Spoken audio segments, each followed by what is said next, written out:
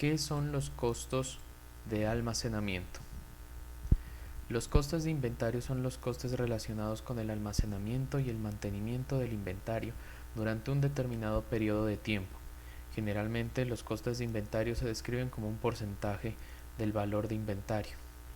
Inventario promedio anual, es decir, para un minorista, el promedio de bienes comprados a su proveedor durante un año, con base anualizada. Estos costes varían significativamente según el sector comercial, pero son siempre bastante altos. Normalmente se acepta que los costes de almacenamiento por sí solos representan el 25% del valor de inventario disponible. Para los minoristas y los mayoristas, así como para los propietarios de e-commerce, el inventario es generalmente el mayor activo, así como el mayor generado de gastos. La evaluación de los costes de inventario es, por lo tanto, esencial y tiene repercusiones en las finanzas de la compañía, así como en su gestión. Ayuda a las compañías a determinar cuánto beneficio puede obtener del inventario, de qué modo puede reducir los costes, dónde se pueden realizar cambios, qué proveedores o qué artículos se deben elegir y cómo se debe asignar el capital, etc.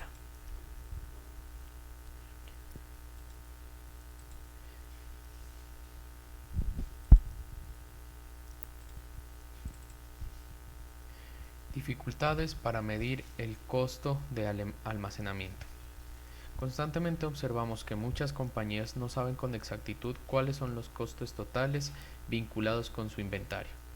Lo que es peor, muchas compañías se apoyan en la falsa premisa de una contabilidad regular les da una estima razonable de los costes de inventario. En primer lugar, la medición del costo de inventario es, en sí misma, un problema complicado.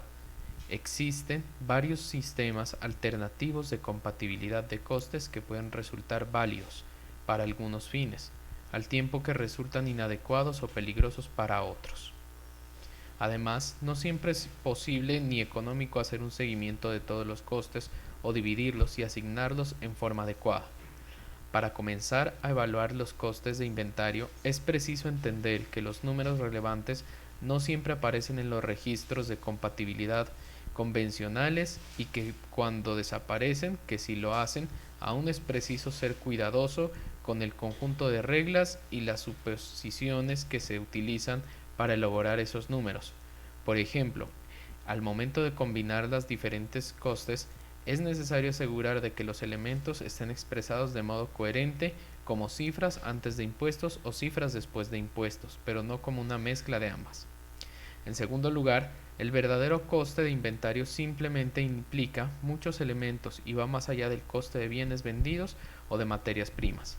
Enseguida vienen a la mente los gastos de gestión y de mantenimiento, pero no se termina allí. Hay que agregar a los seguros los intereses, la merma, etc. La lista es bastante larga. En este artículo intentamos elaborar una clasificación clara de estos costes para ayudar a los encargados a entender mejor dónde es y cómo se deberían expresar a buscar las determinadas de los costes de sus inventarios. Si bien intentaremos dar algunas estimas generales de algunos de estos, el lector deberá recordar que cada uno de estos costes directamente del sector comercial específico y de las políticas y de las decisiones de gestión. Categorización de los costos de almacenamiento.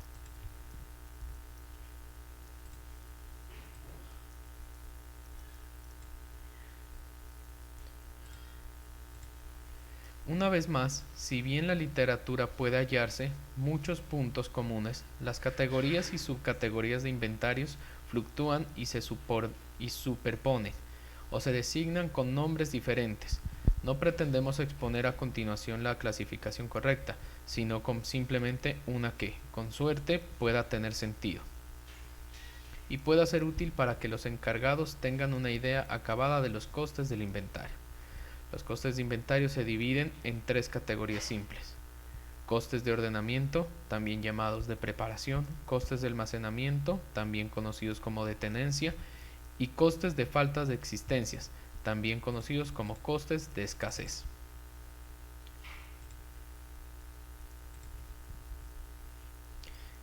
Por último, aprenderemos cómo se mide el costo de almacenamiento.